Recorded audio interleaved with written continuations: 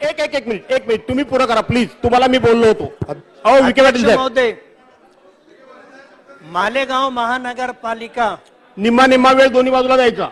Point of information है अध्यक्ष महोदय, मालेगांव महानगरपालिका स्कूल बोर्ड में बहुत ज्यादा गड़बड़ घोटाला है.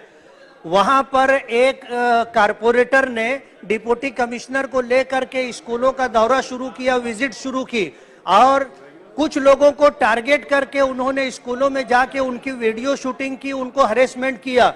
वहां पर हेड मास्टर को अटैक आया, अटैक आने के बाद जगह पर उसकी डेथ हो गई.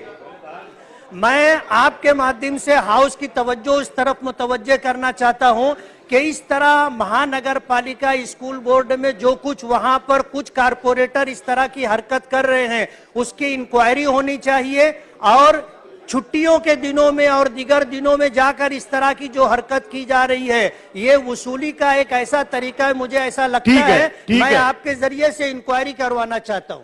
योगेश जी सागर